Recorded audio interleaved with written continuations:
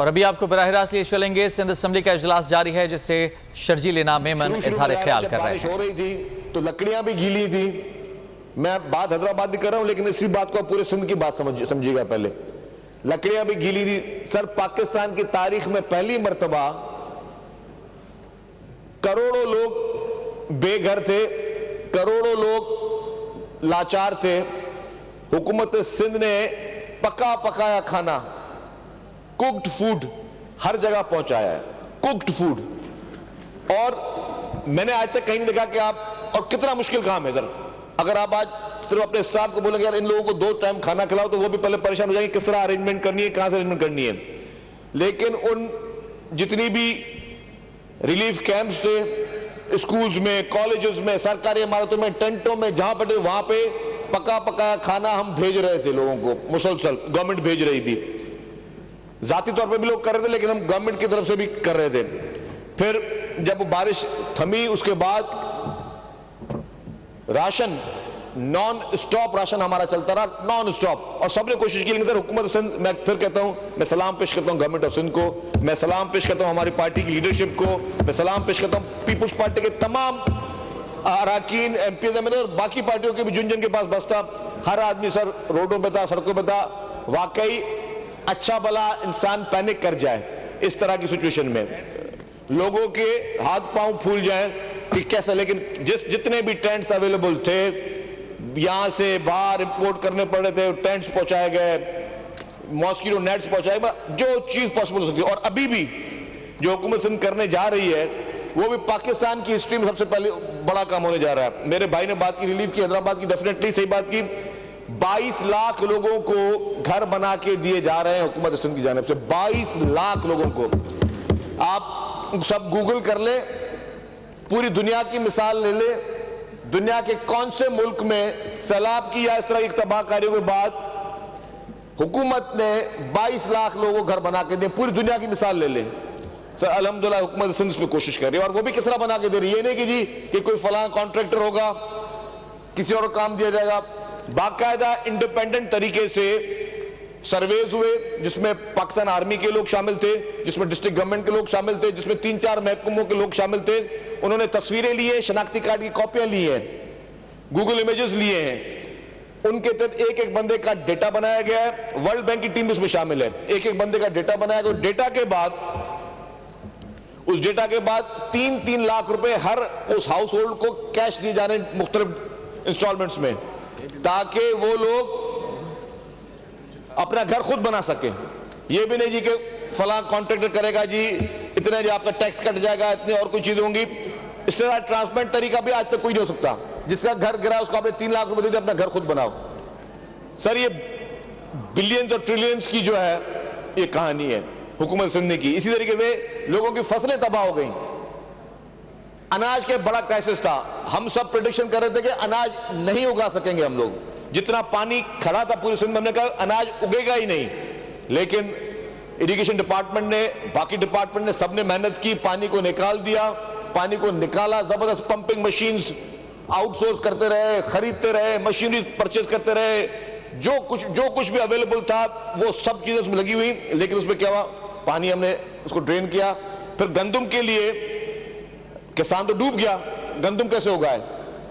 उस गंदुम के लिए 5-5 हजार रुपए पर एकड़ पर किसान को हुकूमत सिंध ने दिए कि आप इसका बीज लो और अब गंदुम उगाओ। और अल्हम्दुलिल्लाह इस बार बम्पर क्रॉप हुई है, इस सैलाब और इसके बावजूद बम्पर क्रॉप नहीं हुआ ना। आपके पास बहुत बड़ा खुदा न खासा फूड क्राइसिस था। सबसे बड़ा टेंशन ये था पानी में निकल जाएगा, कल तो फूड क्राइसिस होगा, तब क्या करेंगे। लेकिन इस सारे चैलेंज के बाद हुकूमत सिंध की प्रॉपर एफिशिएंसी, और खुसूसी तौर पर वजीर आला साहब को, मैं definitely he was the captain, और उनको डायरेक्शन थी चेयरमैन बिलावल भुट्टो जरदारी साहब की, परवीन आसिफ अली जरदारी साहब की। ये गंदुम की जो पैदावार ज्यादा हुई है, उसमें परवीन आसिफ अली जरदारी साहब के खुसूसी अहकाम थे कि इसकी सपोर्ट प्राइस बढ़ाएं, कि 4000 रुपए करें, वरना जो है लोग गंदुम उगाएंगे नहीं, हर एक नुकसान में तबाह हो गया। वो बोला जी मैं कोई महंगी फसल उगाऊं। तो माजी में भी जब भी सैलाब आए, मुझे याद है मैं उस वक्त इंफॉर्मेशन मिनिस्टर था, सैयद कायम अली शाह साहब चीफ मिनिस्टर होते थे। मैंने इनको रोजे की हालत में, कभी कभी मैं उस गर्मी में रोजा नहीं रखता था कि इतना बड़ा सफर है, कहाँ जाएंगे? कायम अली शाह साहब रोजे की हालत में रोजा भी रखते थे उन गर्मियों में, और एक एक जगह पे कायम अली शाह साहब खुद जाते थे, खुद जाके विजिट करते थे। तो सर क्योंकि हमारे पास और कोई सोर्स नहीं है गवर्नमेंट में आने की, कोई हमारे पास कोई और रास्ता नहीं है हुकूमत में आने का, सिर्फ और सिर्फ ये कि अवाम के वोटों से हम हुकूमत में आते हैं। पीपुल्स पार्टी टोटल डिपेंड करते हैं अवाम के वोटों पे, तो अवाम की हर मुश्किल हालात में हमेशा खड़ी रही है। मेरे भाई के सवाल पे आ जाऊं, मेरे भाई का जो सवाल है, डेफिनेटली हैदराबाद को क्या मिला मैं आपको बताऊं। हजारों की तादाद में जो घर हैदराबाद के टूटे हैं, उन हैदराबाद के शहरियों को हुकूमत सिंध मुफ्त में घर बना के दे रही है। हैदराबाद आपका एक एग्रीकल्चर का बेल्ट भी है, एग्रीकल्चर में जितने लोगों को नुकसान हुआ उनको गंदम उगाने के लिए उन किसानों को, बड़े जमींदारों को नहीं, उन किसानों को पैसे हुकूमत सिंध पे करे हैदराबाद के लिए। जहां तक आपने बात की रोड रास्ते इंफ्रास्ट्रक्चर पे, अभी चंद दिन पहले भी प्रेसिडेंट आसिफ अली जरदारी साहब ने इंस्ट्रक्शंस दिए हैं कि बड़ी स्कीम्स दो, बड़ी स्कीम लगाओ हैदराबाद के लिए, मंजूर भी करवाई हैं। आपका जो रोड था ऑटोबान रोड, वो मोटरेबल ही नहीं था, उसमें 3-3, 4-4 फुट के खड्डे पड़ गए थे। फौरी तौर पर उसको फिलहाल टेम्पररी बेसिस पे उसको मोटरेबल किया गया, और जितने भी हैदराबाद रोड रास्ते इंफ्रास्ट्रक्चर ड्रेनेज पे जो है वो काम पैसे रखे गए। बीच में क्योंकि वो इन्फ्लेशन की वजह से रेट्स के बड़े इश्यूज चल रहे थे, वो भी कैबिनेट ने मैटर रिजॉल्व कर दिया है। नासिर शाह साहब उसको देख रहे हैं, लोकल गवर्नमेंट डिपार्टमेंट को। इंशाल्लाह ताला रोड रास्ते बहुत जल्दी जो है वो काम आपको बहुत मेगा कंस्ट्रक्शन नजर आएगी। ये जितने भी इश्यूज हैं वो आपको प्रोवाइड नजर आएंगे। जहां तक आपका सवाल है कि जो लोग जब आफतज़दा इलाका करार दे दिया तो उसके बाद रिलीफ, तो मैंने आपको बताया कि बाकी रिलीफ की सारी बातचीत चीज हो गई है। जहां तक आपके इंडस्ट्रियलिस्ट को टैक्स के रिलीफ चाहिए, तो जहां जहां इंडस्ट्रियलिस्ट को नुकसान हुआ होगा डेफिनेटली उसके डिप्टी और कमिश्नर्स जो हैं वो डेटा कंपाइल कर रहे हैं।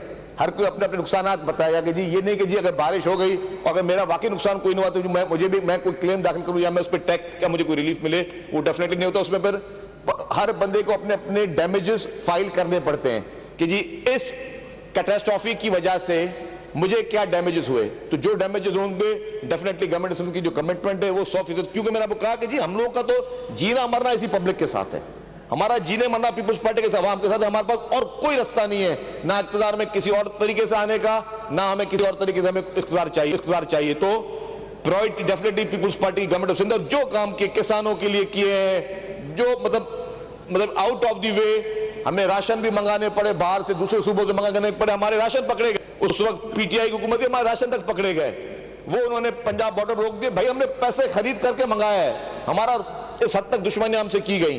हालांकि बिलियंस ऑफ रुपीस चंदे में इमरान खान को मिले बकौल उनके, जिसको क्लेम भी करते हैं, लेकिन हुआ क्या? वो पैसे कहां गए वो पैसे? मैं कहता हूं कि हमें इतनी अपनी मेमोरी कमजोर नहीं करनी चाहिए पाकिस्तानियों को। जो अरबों रुपए मिले चंदे के वो कहां गए उसका हिसाब आना चाहिए। वो पैसे, सबसे ज्यादा नुकसान पूरे पाकिस्तान में सबसे ज्यादा नुकसान हुआ सिंध का, बरसात तबाहकारियों का, तो पैसे भी सिंध के लोगों के आवाम को मिलते ना। हम तो गवर्नमेंट तो नहीं मांग रही उनसे, आगे आवाम को देते। सिर्फ एक दफा सखर आए फोटो सेशन के लिए और फिर आवाम ने जो अशर किया सखर में, भाग के जाना पड़ा इमरान खान को, वहां पे भाग के जाना पड़ा, क्योंकि लोगों को पता था कि ये लोग सिर्फ लोगों को धोखा दे रहे थे। अभी भी सर मुझे लोकल गवर्नमेंट डिपार्टमेंट से आई है कि जी 833 मिलियन रुपए रखे गए हैदराबाद के रोड रिपेयर के लिए, 833 मिलियन, और मजीद भी जरूरत पड़ेगी तो सिंध गवर्नमेंट देगी, क्योंकि चीफ मिनिस्टर साहब का भी फोकस है, पूरी कैबिनेट का फोकस है, पूरी गवर्नमेंट का फोकस है। हैदराबाद दूसरा बड़ा शहर है, उसको डेफिनेटली प्रायोरिटी मिलनी चाहिए और इंशाल्लाह उसको प्रायोरिटी मिलेगी। Thank you very much.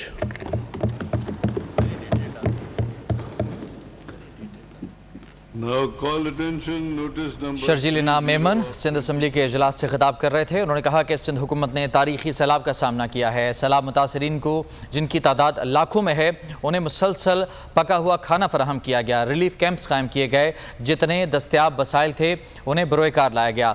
Sharjeel इनाम मेमन ने यह भी कहा कि 22 लाख लोगों को हुकूमत सिंध की जानिब से घर बनाकर दिए जा रहे हैं। सब्सक्राइब करें और बेल दबाएं ताकि कोई खबर रह न जाए।